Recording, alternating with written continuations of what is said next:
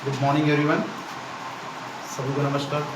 एक बार फिर से आलम सर इंग्लिश ट्यूटोरियल में आपका हार्दिक अभिनंदन, स्वागत। जैसा कि आप लोग देख रहे हो, स्पोकन इंग्लिश की वीडियोस हम लगातार अपलोड कर रहे हैं। गर्मी की छुट्टी का आप बच्चे फ़ायदा उठा सके, तो इसके लिए कुछ नए वर्ड्स जरूर लेके आते हैं। उसके हिसाब से जो वाक्य अपन कैसे उनके वर्ड बना सकते हैं, और जो थोड़ी सी एडवांस वोकैबुलरी के साथ में जो आने वाले जीवन में आपके काम आएगी, उसके ऊपर हम सेंटेंस सिखाने की पूरा प्रयत्न करते हैं। तो देखो, जैसे अपने को कभी ये कहना हो, एक वर्ड होता है एक्स्ट्रावेजेंट और एक वर्ड होता है थ्रिफ्टी। इसके बारे में हम सीखते हैं। इसको अपन इकोनॉमिकल भी कहते हैं। एक वर्ड माइजर होता है, एक वर्ड मैंने बोला एक्स्ट्रावेजेंट होता है, एक थ्रिफ्टी होता है, इकोनॉमिकल होता है, माइजर होता है। इनमें क्या अंतर होता है, इस बारे में हम जानते हैं। देखो, कोई भी आदमी जो बहुत ज़्यादा खर्चा करता है उसको हम बोलते हैं एक्स्ट्रावेजेंट। क्या बोलते हैं? एक्स्ट्रावेजेंट। और जो आदमी बहुत मतलब मितव्ययी है, बहुत कम खर्चा करता है, मतलब हिसाब से चलता है, अपने हिसाब से खर्चा करता है, उसको हम बोलते हैं मितव्ययी। तो मितव्ययी को अपन थ्रिफ्टी भी कह सकते हैं, इकोनॉमिकल भी कह सकते हैं। लेकिन जो कंजूस होता है, जो व्यक्ति कंजूस होता है, उसको हम बोलते हैं माइजर।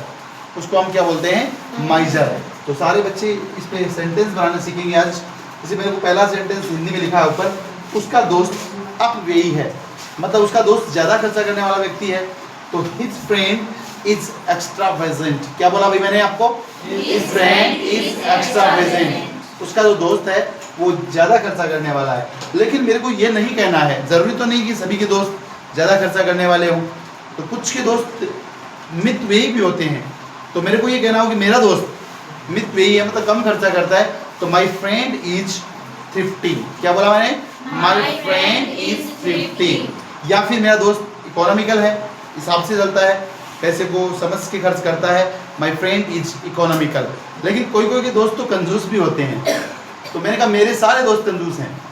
माई ऑल फ्रेंड्स आर माइजर। क्या बोला मैंने? My all friends are माइजर।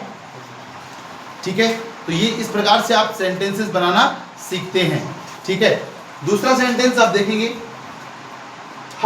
देखो एक शब्द यहाँ पे लिखा हुआ है लिबर्टी, जिसको अपन बोलते हैं आज़ादी। इंडिपेंडेंस भी बोल सकते हैं आज़ादी को, इंडिपेंडेंस, और आज़ादी को अपन फ्रीडम भी कहते हैं। ठीक है ना? फ्रीडम, इंडिपेंडेंस और लिबर्टी। जितने आपके वर्ड्स आपके अच्छे होते हैं, उतनी ही इंग्लिश आपकी बेहतरीन होती है। मैं हमेशा कहता हूँ सभी विद्यार्थियों को, जो भी स्टूडेंट मुझे दूर दराज से देखते हैं, आप लगातार वीडियोज़ को देखा करो, आपकी इंग्लिश में बढ़िया इंप्रूवमेंट आएगा। ये मेरा कमिटमेंट है आप लोगों से। ठीक है ना? तो देखो, एवरीवन नीड्स लिबर्टी। क्या बोला मैंने? Everyone needs liberty.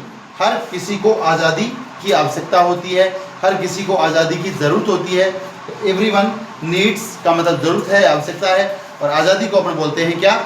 लिबर्टी। बोलो, क्या बोला मैंने? Everyone needs liberty. बोलो मेरे साथ, एवरीवन नीड्स लिबर्टी। ठीक है ना? देखो, गुलामी कोई नहीं चाहता है। कोई नहीं चाहता है कि वो स्लेव बन के रहे, गुलाम बन के रहे। तो नो वन वॉन्ट्स स्लेवरी। क्या बोला? No one wants slavery. Competitive जो एग्जाम्स की तैयारी कर रहे हैं, उन पे इस क्लास का कैसे फ़ायदा होगा? कल एक दो विद्यार्थियों के कमेंट्स थे, सर कंपटीशन क्लासेस में क्या फ़ायदेमंद रहेगा? तो मैं बिल्कुल कहता हूँ, आप लगातार क्लासें लीजिए अपनी, बिल्कुल उसमें फ़ायदा होगा। कि जो वोकैबुलरी के जो चैप्टर्स आते हैं, उनके अंदर आपको ऐसे पूछेंगे, एक्स्ट्रावेजेंट का एंटोनिम्स बताइए, अपोजिट वर्ड्स बताइए, तो वहाँ पे आपको थ्रिफ्टी या इकोनॉमिकल जो ऑप्शन में दिखे वो आपका राइट आंसर हो जाएगा। यहाँ पे जैसे लिबर्टी है, लिबर्टी का एंटोनिम्स पूछ लेगा आपसे, तो वो आपका स्लेवरी हो जाएगा। या लिबर्टी का सिमिलर वर्ड पूछ लिया, यानी सिनोनिम्स पूछ लिया, तो वो आपका इंडिपेंडेंस हो जाएगा, फ्रीडम हो जाएगा।